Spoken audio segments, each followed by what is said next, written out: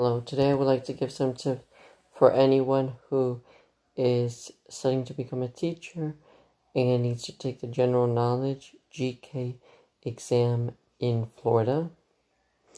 The first tip that I can give you is to buy a study guide, Nava Ed, Cliff Notes. Make sure the publication date is 2017 or later. The one that I personally used was from REA. It was a blue study guide that I got on Amazon. The next thing that I can recommend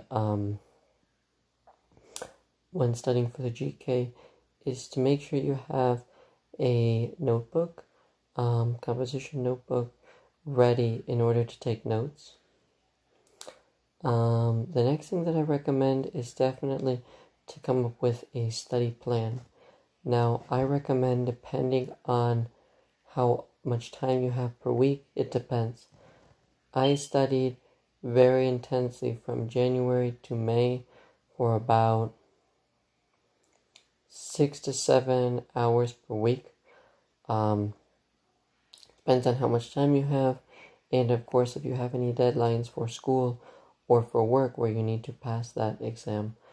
The next thing that I recommend definitely is to go online and search up the Learning Liaisons. The Learning Liaisons is a company founded by Dr. Jason Ample that has many different video courses that I have used in order to pass the General Knowledge exam, the Professional Educator exam, and the Elementary Education K through 6 sub area or subtest exam. Many different exams. Review courses or review guides can be found there, and the courses are not too expensive, but they are costly. But the time that you spend studying up front with your study guide, with the course, makes up for it in the end, because you will pass on your first attempt.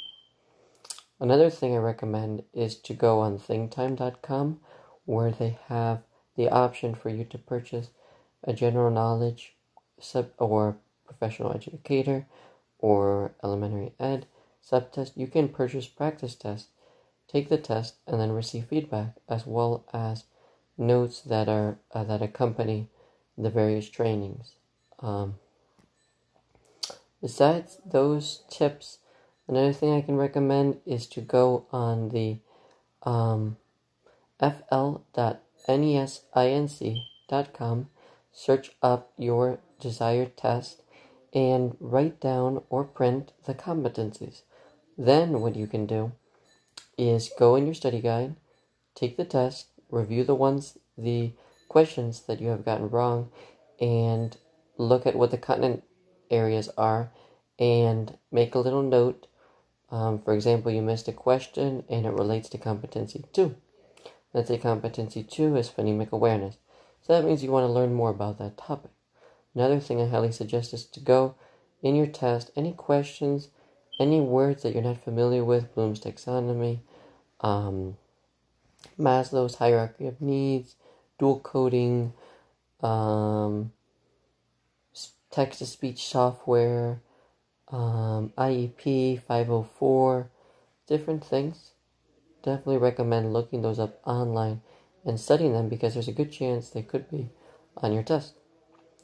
And another advice that I have is definitely to make sure you arrive at the testing center preferably an hour early if possible, because you always want to make sure you get parking.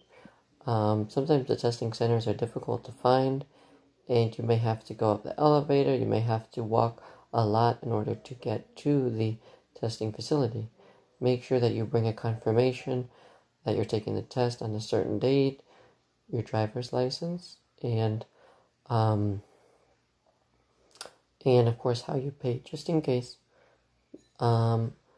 Besides that, I recommend getting a good night's sleep, eating a nice breakfast if you have the time, of course, before taking the test, making sure that you are well rested and well prepared for the exam.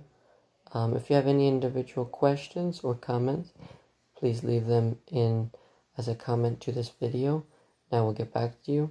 I hope you all do well on this test, and have a good day.